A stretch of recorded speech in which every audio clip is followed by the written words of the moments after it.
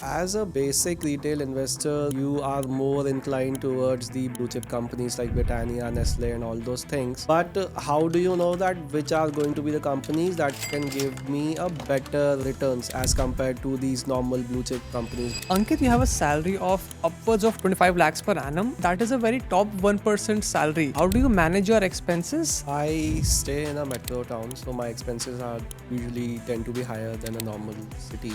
So Is it good to be proactive with your portfolio, or you can hire a fund manager and just focus on your active earnings? person's portfolio can only be sustained by an active earning. So the first focus should definitely be on the active learning part. Do you feel that everybody should have a fire number when they're starting their careers? I don't think that people should be more worried about the fire number right from the start of their career. They should be more worried about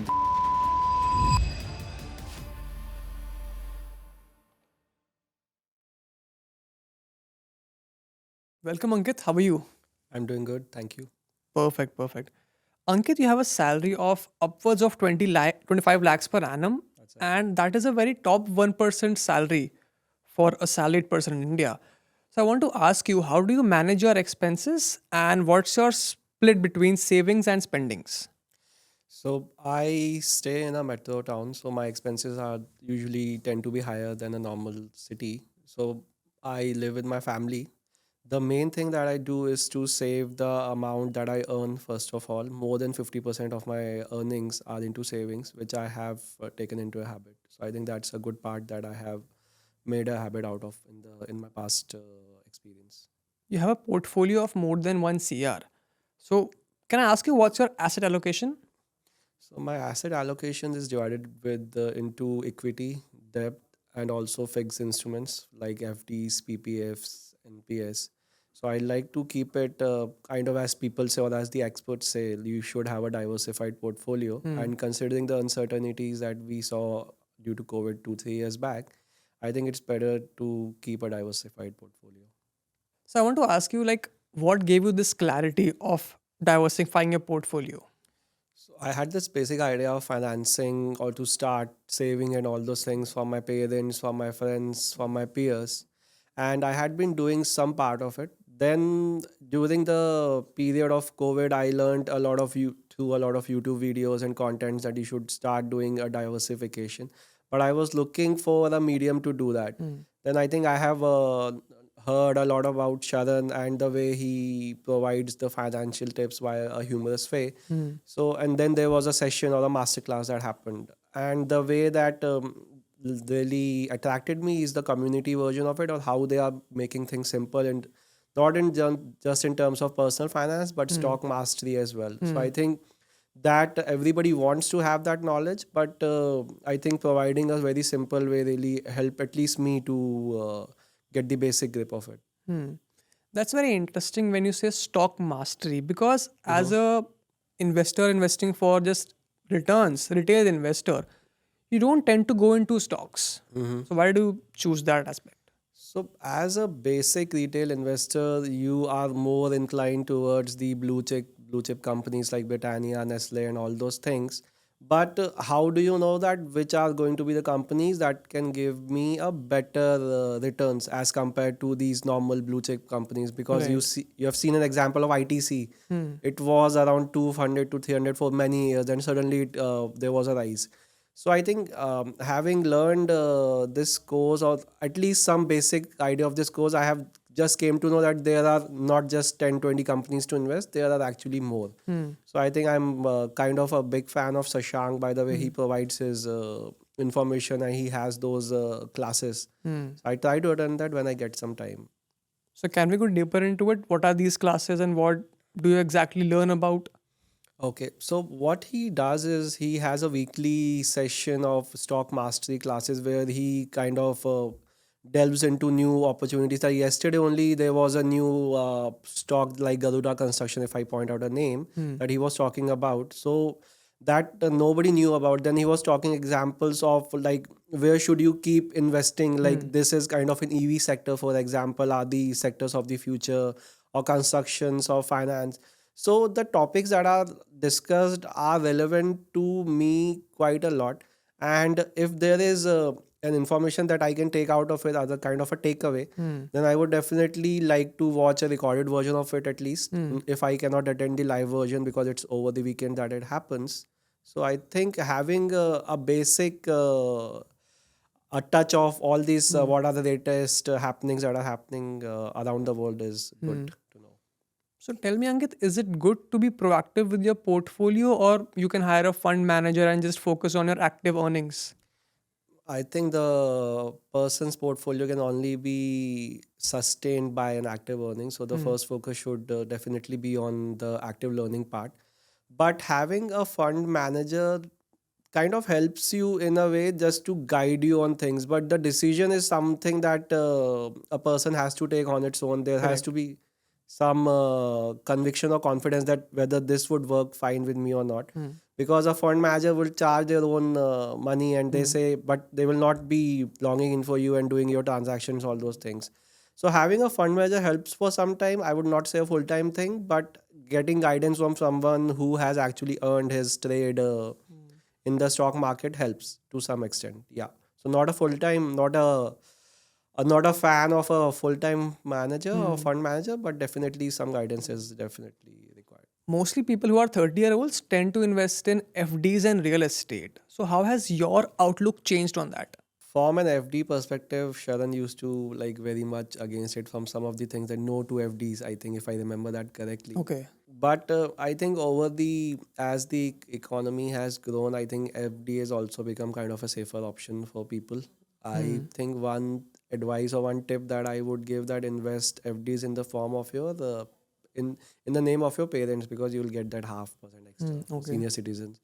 So that I've started doing, and I was very much against FDs because those are definitely fund that are taxable. The second, they were not much returns, not beating the inflation and all those things. But I think now over the past few years, there have been a lot of plans that give a high yield FDs also. Hmm. Real estate is something that I wanted to have, and I had but I wanted to stay in a smaller town rather than a very big metro, because as I said earlier, it's like the things have changed. Though there has been a lot of rapid infrastructure and all those things, but I really like that calm nature of a place rather than going in a hush and all those lives. I think that COVID has at least helped me with those experiences where I was able to meet people that I haven't met for 10 to 12 years. But Right. when I gone back, and when other of my friends came back to my hometown as well, so I think we had a good time. So I think I wanted to have that thing. You will need 10 to 12, at least some of your close circle around Right. when you in the need of our. So what advice would you give to someone to choosing whom to look for guidance in terms of financial planning? I think there are many sources over the internet that are available. You can definitely definitely don't go into these membership plans that provide you with stock tips and options. Those are definitely a no go, because once you fell into the trap of it, you will say that I made 1,30,000 out of 1 lakh investment. Then in the long run, it doesn't sustain. So I do like value research is some source that I definitely look after. I think then there is some podcast of Nitin Kama that I follow, where he gives you an idea about what are the future industries and all those things. So I think these are the things. There were a lot, but I don't have that much recall value, or not many people have these days.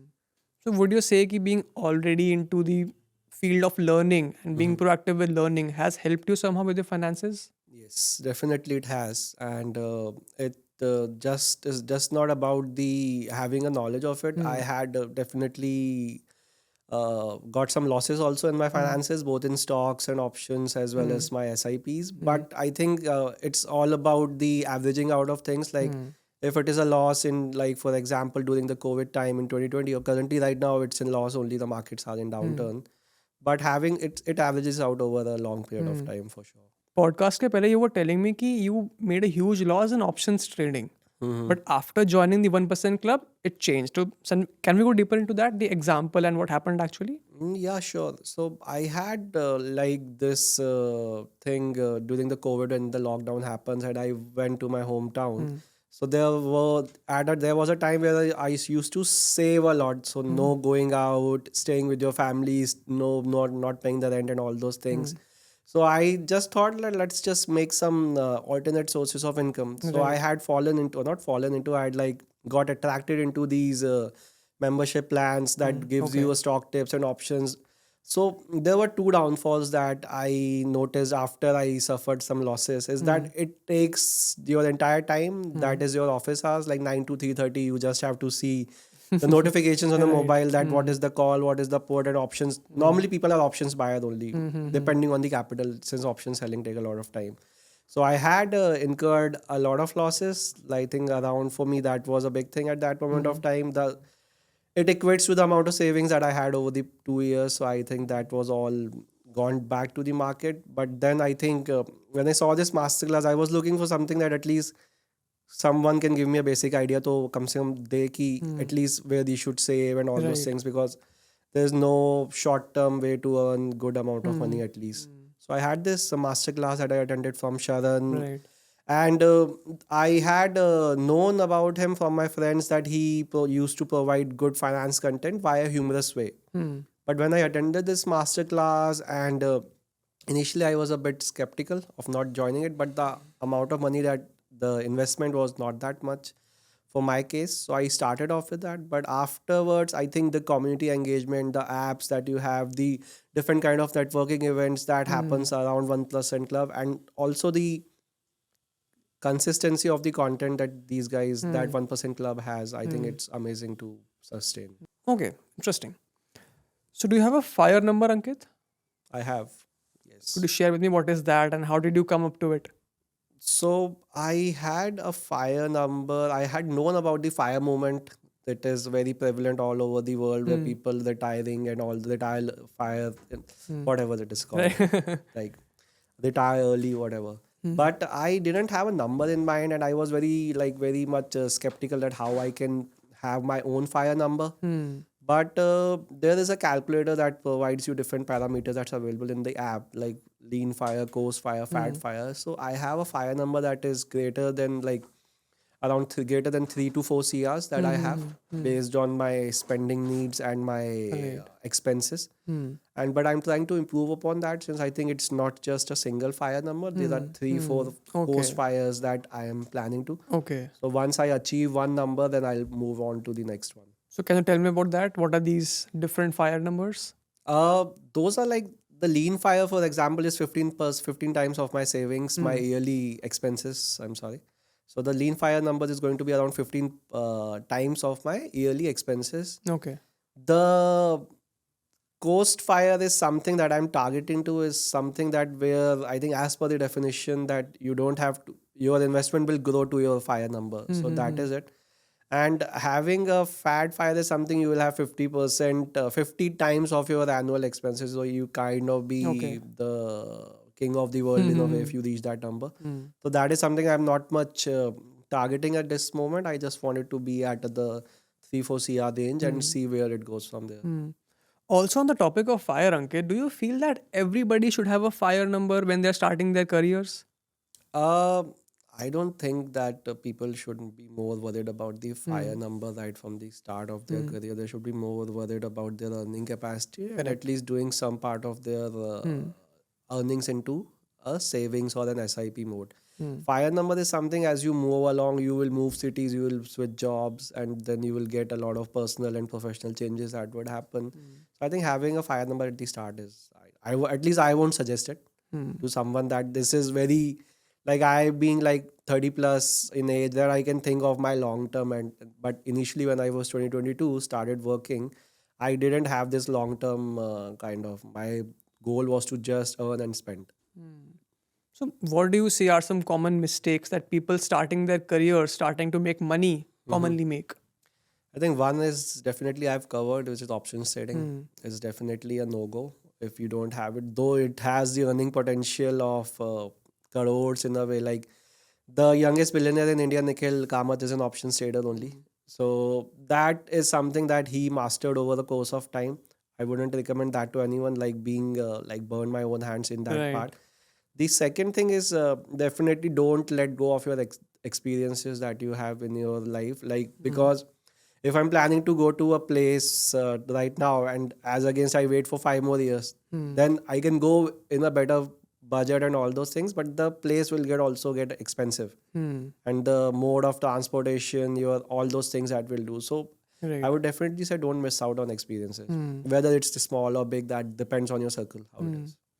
So when you say don't miss out on experiences, Mm-hmm. I want to ask you कि आज की date में 22-25 साल के लोग they want to spend on sneakers, they want to spend on concerts, Mm-hmm. they want to spend on the best of the best experiences. So is that correct, or you should also keep into account your future wealth creation prospects?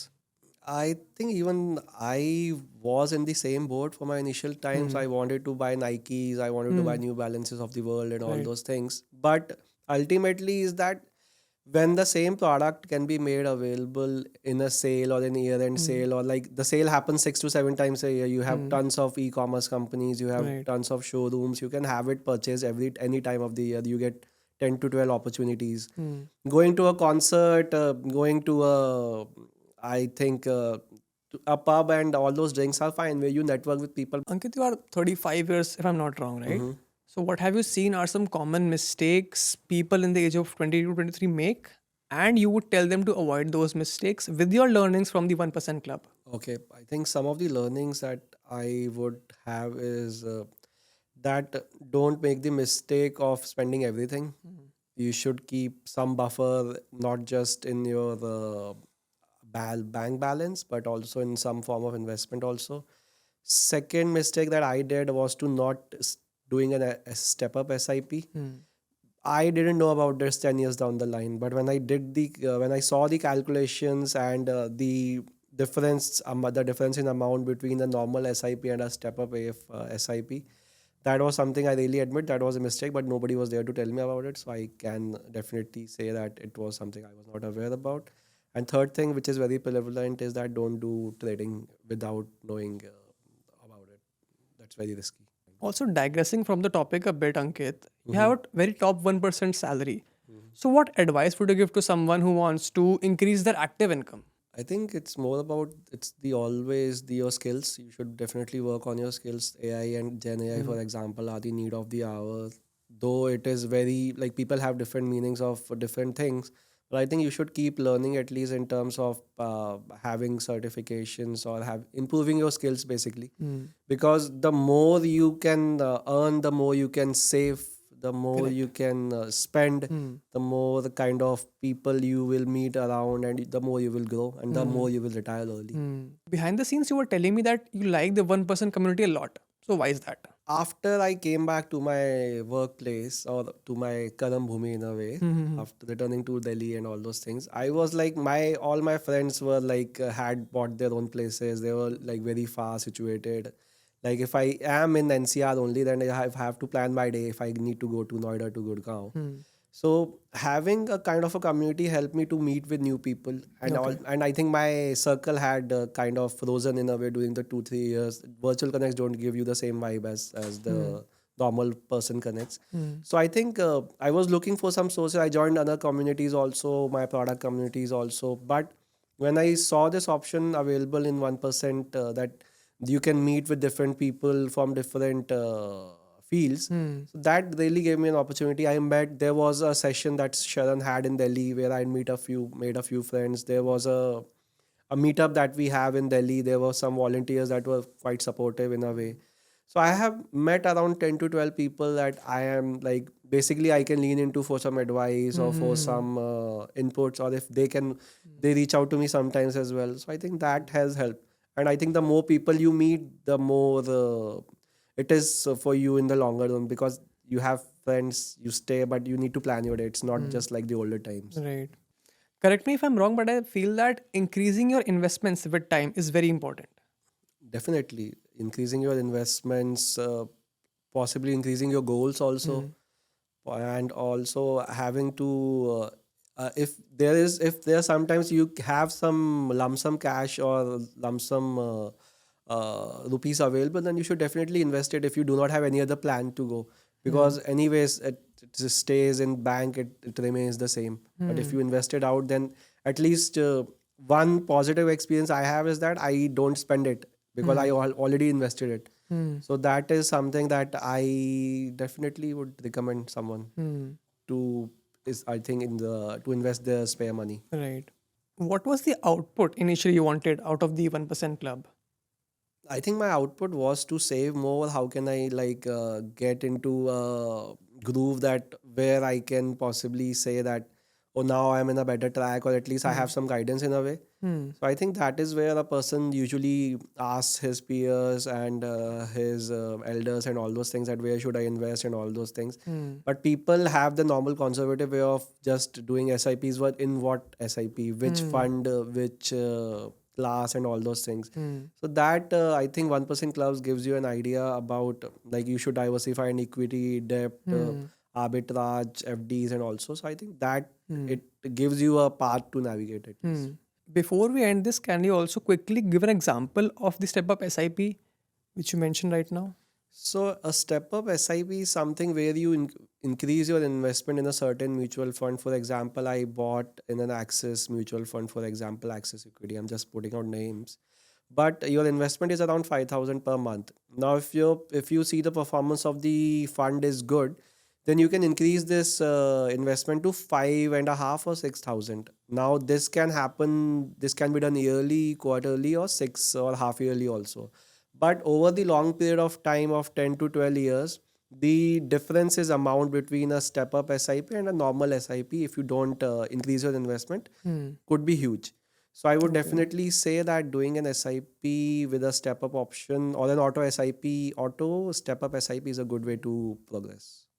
Earlier in the conversation, you mentioned that you were on the edge with joining the 1% club and then you just joined it. So, are you happy with your decision? Oh, very happy. I think the amount of features or contents that are very relevant in these times, not just for the person of my age, but for a person above my age as well.